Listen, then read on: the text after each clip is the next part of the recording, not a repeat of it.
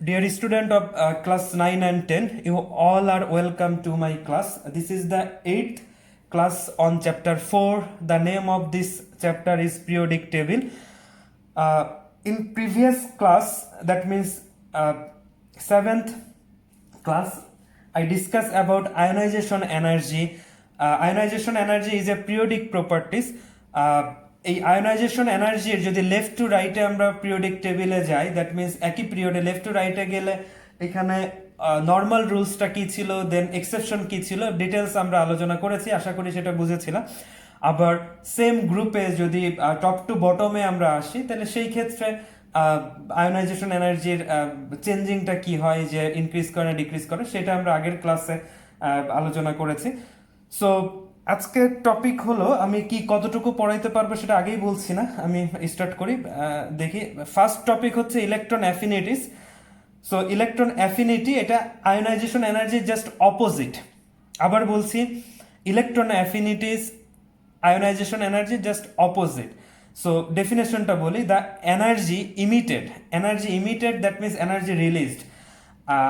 আগের যে ডেফিনেশন ছিল আয়োনাইজেশন এনার্জি, সেইখানে ছিল the energy that is required, that means সেখানে এনার্জি দরকার ছিল। আর এইখানে ইলেকট্রন অ্যাফিনিটিতে কি হবে, the energy emitted when we try to transform an element in its gases state, that means আগেই বলছি যে গ্যাসেস স্টেটের সবগুলো ডেফিনেশন আমরা দিব। Gases state into 1 mole negative ion by injecting 1 mole electron into its 1 mole atom is called electron affinity of that element. আচ্ছা, আমি একটু ভেঙে ভেঙে আবার বলি। তার আগে একটা এক্সাম্পল এখানে লিখি, যে ইলেকট্রন অ্যাফিনিটির এক্সাম্পলটা। এইখানে যেমন ধরো গ্রুপ 17-এর ফ্লুরিন, 1 মোল ফ্লুরিন অ্যাটম, সে যদি 1 মোল ইলেকট্রন গেইন করলে যে নেগেটিভ আয়ন হবে, দ্যাট মিনস অ্যানায়ন হবে, এটার জন্য যে এনার্জি রিলিজ হবে, এইখানে ডেল এইচ দিয়ে এনার্জি বোঝায়, এটা নেগেটিভ হবে, ভিই দিয়ে নেগেটিভ হবে এটা, দ্যাট মিনস নেগেটিভ মাইনাস থাকলে এনার্জি রিলিজ বোঝায়। ঠিক আছে, দেখো এখান থেকে ডেফিনেশনটা বুঝতে পারবা। Energy emitted that means energy released হবে, ডেল এইচ এর মান নেগেটিভ। আমরা বলছি এগুলো পরের চ্যাপ্টারে আমরা এক্সোথার্মিক এন্ডোথার্মিক সম্পর্কে আলোচনা করবো। শুধু এটুকু বলে, ডেল এইচ এর ভ্যালু যদি নেগেটিভ হয়, সেখানে এনার্জি রিলিজ হয় বা ইমিটেড হয়। When we try to transform an element into gaseous, তার মানে গ্যাসেস স্টেটে থাকতে হবে এলিমেন্টটা, transform an element into its gases state, that means এটা গ্যাসেস স্টেটে থাকতে হবে। দেখো গ্যাসেস স্টেটে যদি থাকে, সেই ক্ষেত্রে state into 1 mole negative ion, দেন অ্যাটম থেকে 1 মোল ইলেকট্রন সে গেইন করবে, গেইন করে কি হবে, 1 মোল নেগেটিভ আয়ন হচ্ছে, কি হচ্ছে, 1 মোল নেগেটিভ আয়ন। যে state into 1 mole negative ion by injecting মানে সেটাকে মানে গেইন করা 1 mole electron into its 1 mole atom is called electron affinity. That means electron affinity বা আয়োনাইজেশন এনার্জি, এটা জাস্ট হচ্ছে যে একটা এনার্জি, কোন এনার্জিকে আয়োনাইজেশন এনার্জি বলে আর কোন এনার্জিকে ইলেকট্রন অ্যাফিনিটি বলে। সো আগে যেটা ছিল আয়োনাইজেশন এনার্জি, দ্যাট মিনস কোনো অ্যাটম থেকে 1 মোল ইলেকট্রনকে সরাই দিলে বা রিলিজ করলে যে এনার্জি রিকোয়ার হইতো, প্রয়োজন হইতো, সেটাই ছিল আয়োনাইজেশন এনার্জি। আর ইলেকট্রন অ্যাফিনিটি জাস্ট উল্টাটা, যে ওইখানে হচ্ছে 1 মোল ইলেকট্রনকে সরাই দিচ্ছে, আর এখানে অ্যাটমের সাথে 1 মোল ইলেকট্রন ইনজেক্ট করলাম, মানে সেটার সাথে অ্যাড করলাম, অ্যাড করে 1 মোল নেগেটিভ আয়ন কনভার্ট করতে যে এনার্জি রিলিজ হবে, তার মানে ইলেকট্রন অ্যাড হলো। যেমন ধরো যে আমাদের সবারই 2টা হাত, তো 2টা হাত কোনো কারণে যদি কেউ যদি সন্ত্রাসী বা কারোর দ্বারা যদি একটা হাত কেউ কেটে ফেলে বা চলে যায়, নষ্ট হয়ে যায় বা অ্যাক্সিডেন্ট করে নষ্ট হয়, সেই ক্ষেত্রে এক হাত দিয়ে কি তুমি কতটুকু কাজ করতে পারবা? হ্যাঁ, কমে যাবে, তোমার এনার্জি কমে যাবে। সো আরেকটা হচ্ছে, যদি তোমার সাথে আরো কিছু অ্যাড করা হয়, তার মানে ধরো যে তোমার, সাপোজ আমরা ইমাজিন করে নিই, যদি 2টা হাত, যদি আরেকটা হাত থাকে, 3টা হাত থাকতো, তাহলে 2টা হাত দিয়ে আমরা যে কাজ করতে পারি, 3টা হাত দিয়ে কি আরো বেশি কাজ করতে পারতাম?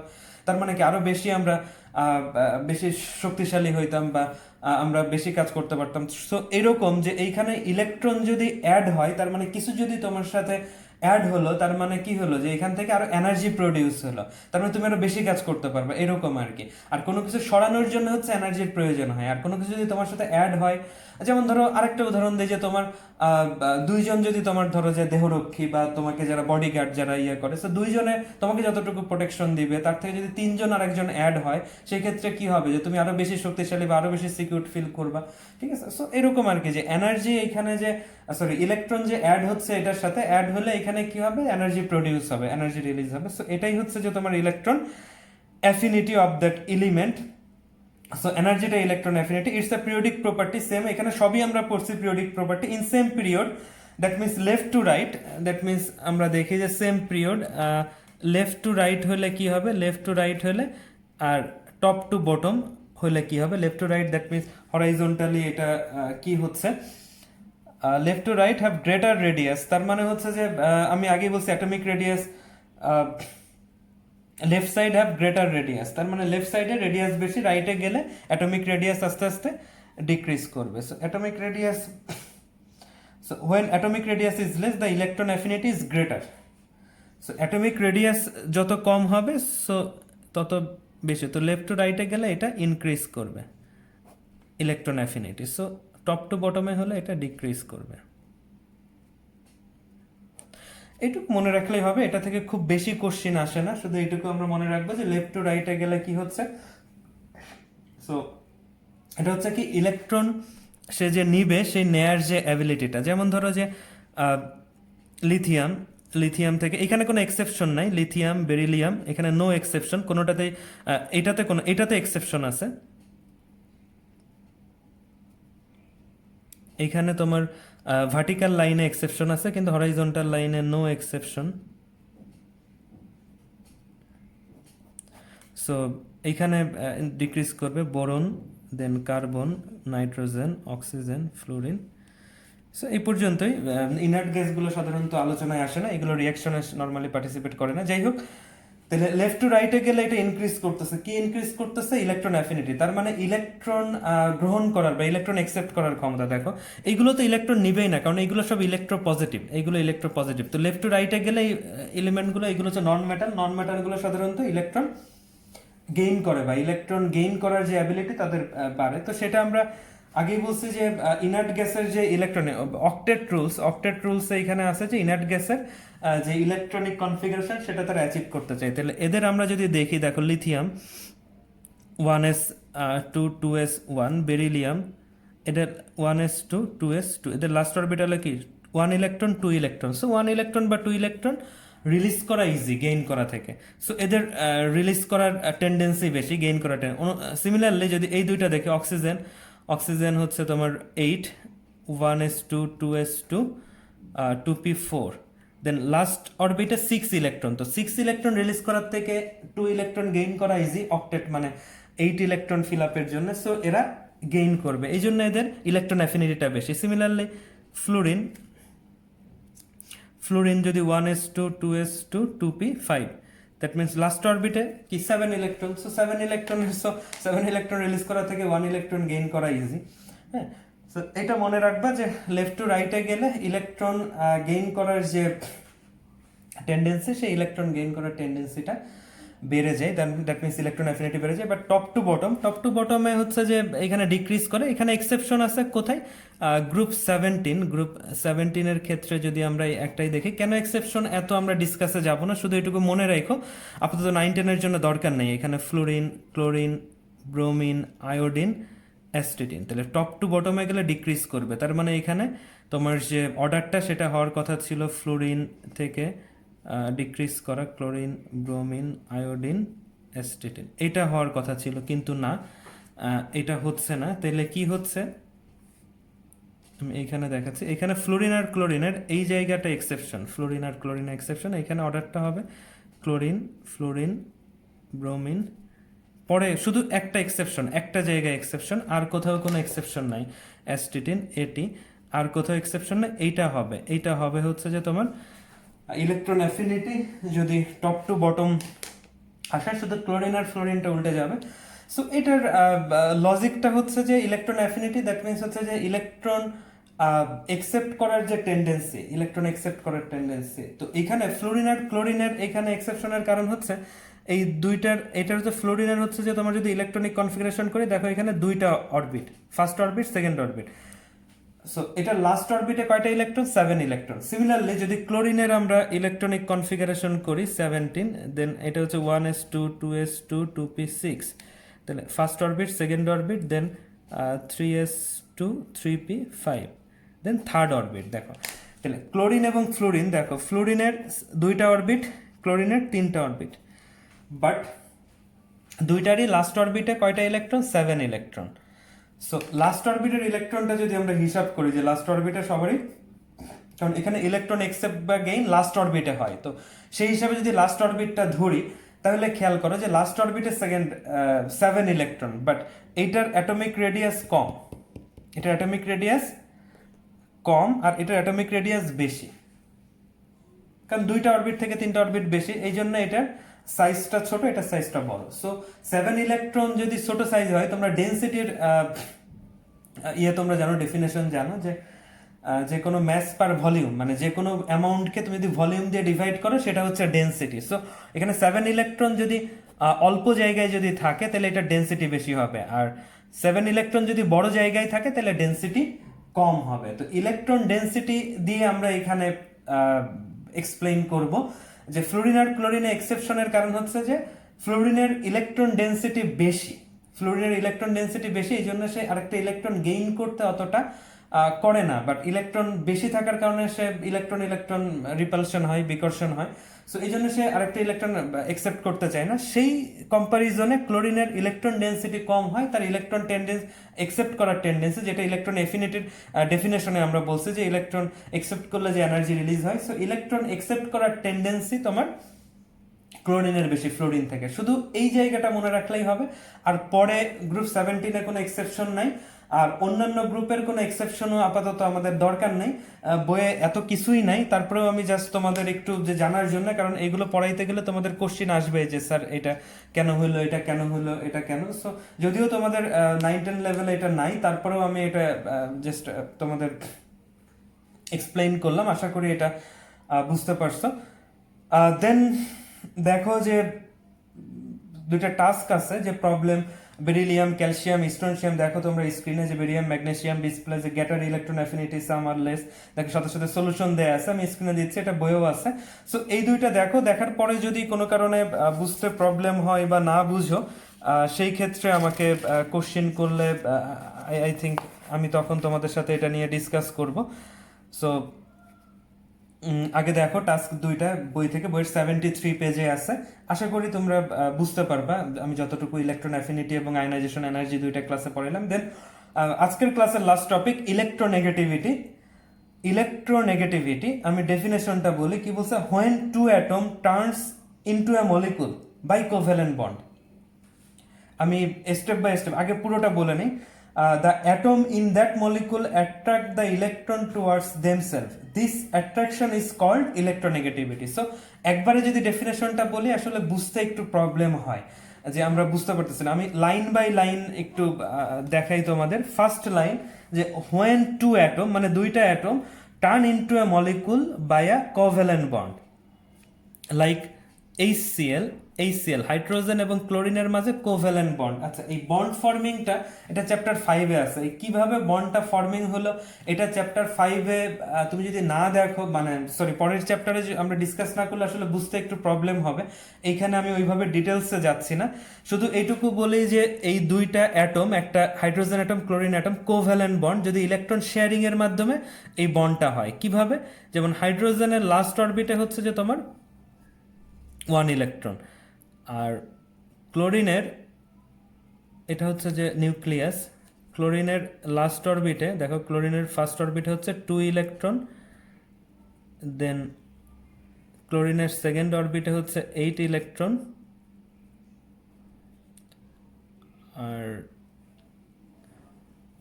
Third অরবিটে 7 electron. ক্লোরিনের ইলেকট্রনিক কনফিগারেশন আমরা জানি, দেখো 2 2 2 6, আর একটা ইলেকট্রন সে কি করে, দেখো হাইড্রোজেনের সাথে শেয়ারিং করে, দেখো একটা ডট, ডট হচ্ছে হাইড্রোজেনের ইলেকট্রন, আর ক্রস হচ্ছে, আমি জাস্ট ধরে নিচ্ছি ক্লোরিনের ইলেকট্রন।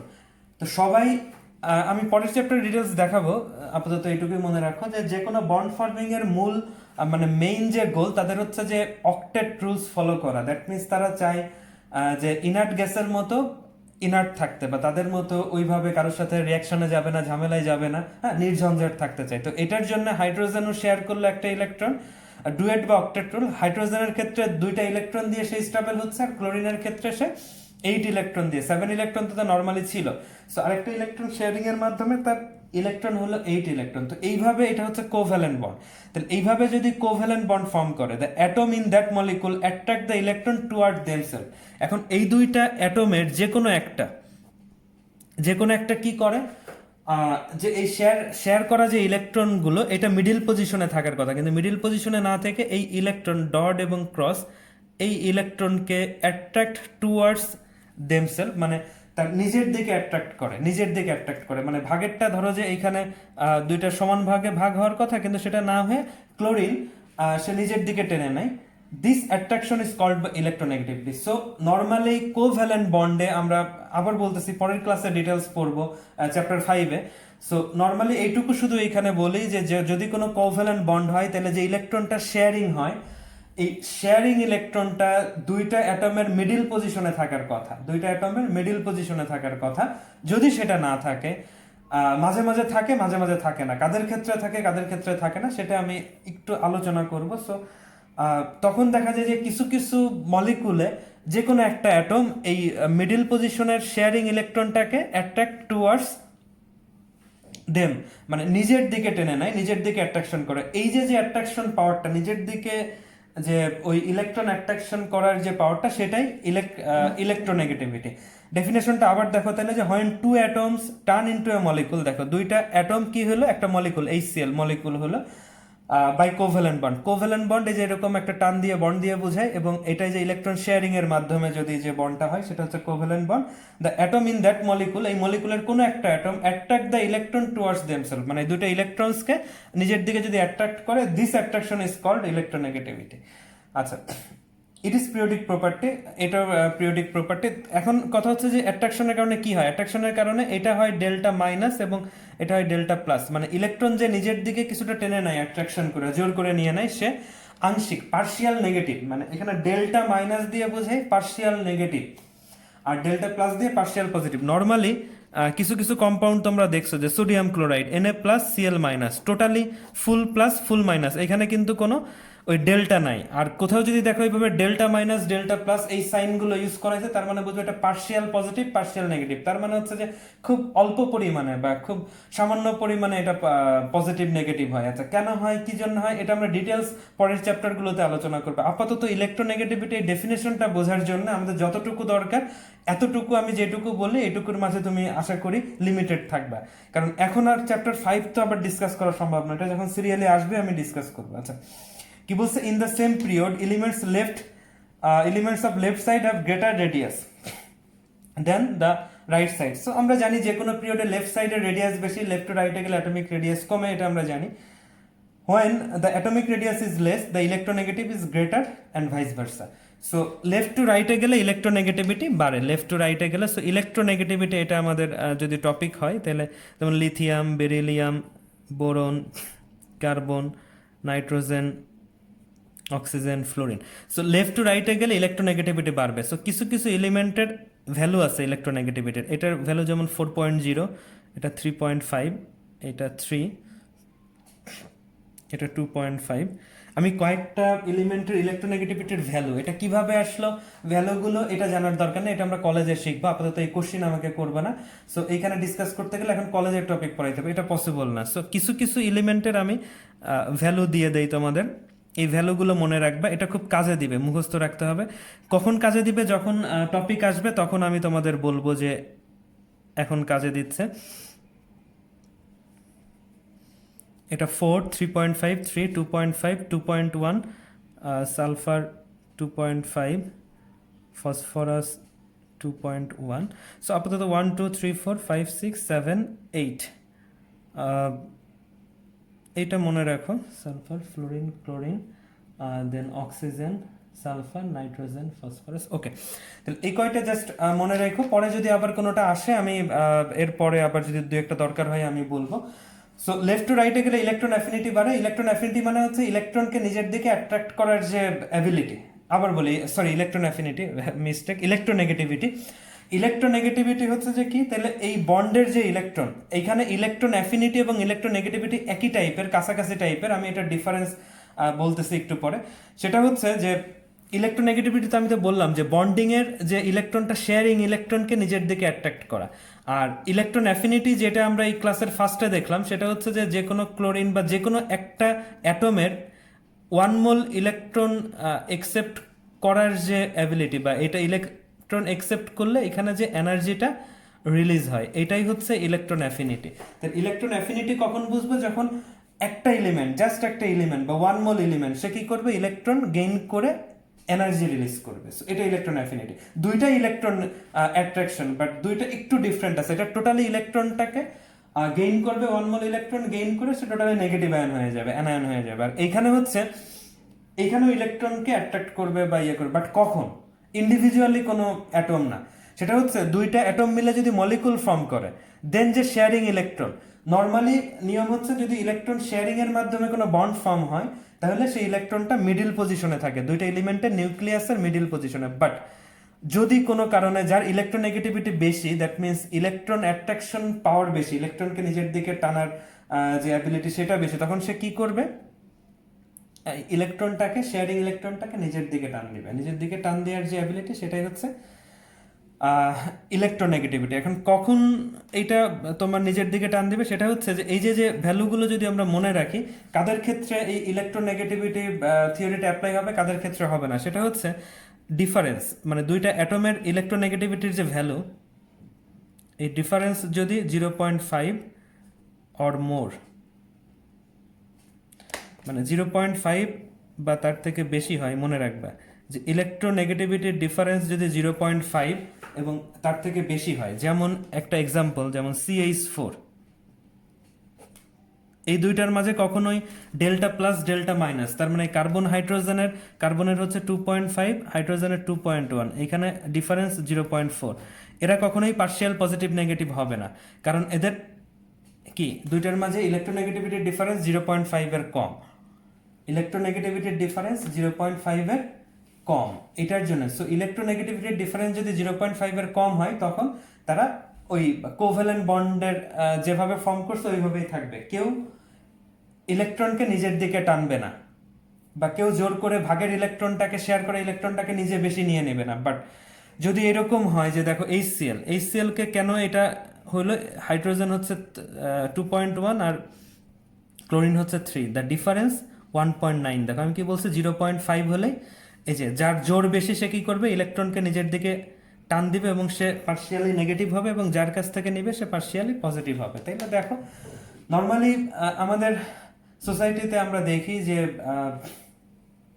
আগে যেটা হতো, এখনকার ট্রেন্ড ভিন্ন, যে যাদের ক্ষমতা কাছাকাছি, তোমার দুইজন, অনেকবার দেখা যাচ্ছে যে এর আগে যেটা হতো, নর্মাল যখন বাংলাদেশে ইলেকশন হইতো, তখন একবার হয়তো বিএনপি পাওয়ারে আসে, একবার আওয়ামী লীগ পাওয়ারে আসে। তখন আমি ছোটবেলায় দেখছি যে বিএনপি আওয়ামী লীগের যারা, এরা হচ্ছে একটা একজনের সাথে আরেকজনের লিয়াজো করে চলতো, যে যেহেতু ওরাও একবার আসবে এরাও একবার আসবে, তার মানে পাওয়ার দুইজনের শক্তির সমান কাছাকাছি, তারা লিয়াজো করতো, মানে একজনের একজনের পিছনে লাগতো না। কিন্তু তারা কাদের উপর ইয়ে করতো? তখন ওই পলিটিক্যালরা, তারা সাধারণ পাবলিক যাদের কোনো ক্ষমতা নাই, যারা কোনো পলিটিক্যাল পার্টির সাথে ইনভলভ না, যাদের কোনো পাওয়ার নাই, এই পাওয়ারলেস যারা, তার মানে পাওয়ার ডিফারেন্স যত বেশি হয়, তাদের কাছ থেকে জোর করে দেখা যায় সম্পত্তি, যারা করাপ্টেড পলিটিক্যাল পার্সন, তারা কি করে, যে জোর করে সম্পত্তি দখল করে নেয়। কার কাছ থেকে?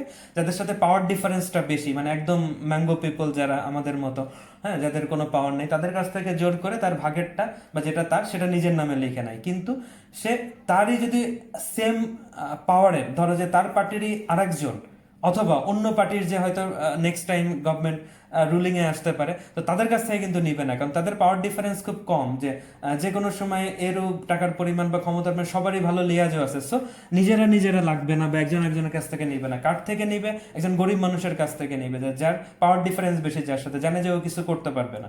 সো এইখানেও সেই একই রকম 0.5 এর কম যদি পাওয়ার ডিফারেন্স হয়, আমরা ধরে নিই একটা বিএনপি একটা আওয়ামী লীগ, মানে কাছাকাছি পাওয়ার।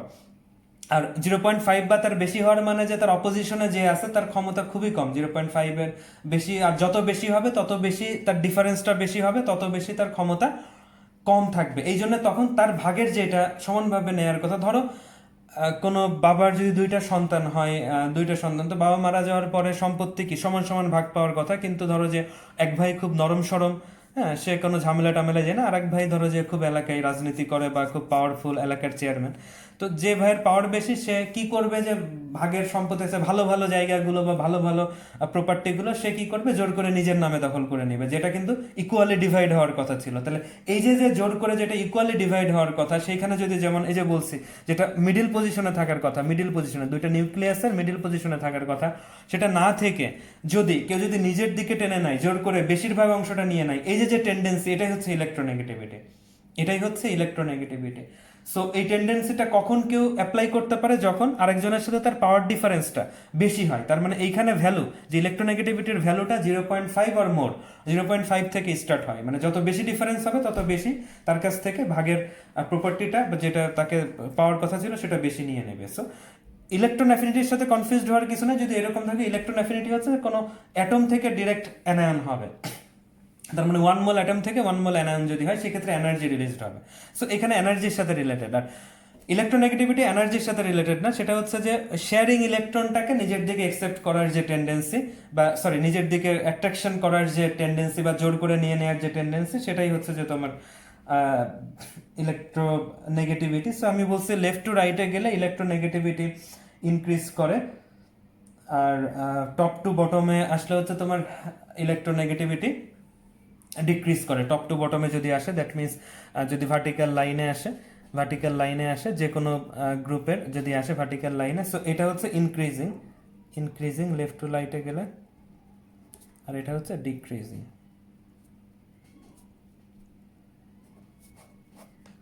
ঠিক আছে, সো এইটুকু মনে রাখলেই হবে। আমি তোমাদের কি বলবো, যে বইয়ের বাইরে অনেক বিস্তারিত একটু বলার চেষ্টা করেছি, আশা করি এটা থেকে উপকৃত হবা। সো এটা হচ্ছে ইলেকট্রোনেগেটিভিটি। তো এই পর্যন্তই, এই দুইটা ক্লাসের মাধ্যমেই আমাদের এই ঈদের আগে ক্লাসের যেটা সেটা শেষ হয়ে যাচ্ছে। সো ঈদের পরে আবার যখন ক্লাস শিডিউল হবে, তখন এই চ্যাপ্টারের বাকি টপিকগুলো নিয়ে আমরা আলোচনা করব। আশা করি বুঝতে পেরেছো। আর যদি না বুঝো, অবশ্যই অবশ্যই অবশ্যই আমাকে কমেন্ট করবা, কমেন্ট করে জানাবা। তবে আমি একটা বলি, যে যারা কমেন্ট করবা, সাথে সাথে যদি তোমার সেকশন এবং রোল নাম্বারটা লিখে দাও, যেমন তোমাদের ইউটিউব চ্যানেল বা যেটা দিয়ে সাবস্ক্রাইব করো বা কমেন্ট করো, সেই নামগুলো আমার সাথে পরিচিত না বা আমি জানি না, তোমার রোলগুলো এবং সেকশনগুলো মেনশন করলে আমার জন্য সুবিধা হবে। পরবর্তীতে আমি যখন মার্কিং করব তোমাদের HW CW বা তোমার ক্লাস পারফরমেন্স, সেইগুলো আমার মার্কিং করতে সুবিধা হবে। তো আশা করি যে তোমরা এটা মেনটেন করবে, এবং কোনো প্রবলেম তুমি HW করা বা যে কোনো প্রবলেম নিয়ে ডিসকাশন করা একই, সবগুলোকে আমি সেম ভ্যালু দেবো, কারণ তুমি প্রবলেম ডিসকাস করতেছো মানে তুমি ক্লাসটা ভালোভাবে করছো এবং মনোযোগ দিয়ে বোঝার চেষ্টা করছো বলেই তোমার প্রবলেম হয়েছে। সো এটা খুবই ইম্পর্ট্যান্ট যে তুমি ডিসকাশন করো বা HW সাবমিট করো বা প্রবলেম বলো, একই, সবগুলোকেই আমি সমানভাবে গুরুত্ব দিব বা মূল্যায়ন করব সেইগুলোকে। সো আশা করি গত ক্লাস এবং আজকের ক্লাসটা খুবই গুরুত্বপূর্ণ ছিল। এই টপিকগুলো, এগুলো একটু হায়ার লেভেলের টপিক, আশা করি বুঝতে পেরেছো। তারপরেও যদি না বুঝে অবশ্যই অবশ্যই আমাকে বলবা বা জানাবা, আমি সেগুলো সলভ করার চেষ্টা করবো। সো সবাই সুস্থ থাকো, ভালো থাকো, এবং ঈদের পরে ইনশাআল্লাহ আবার আমরা আমাদের রেগুলার ক্লাসে ফিরে আসবো। সেই পর্যন্ত সবাই সুস্থ থাকো।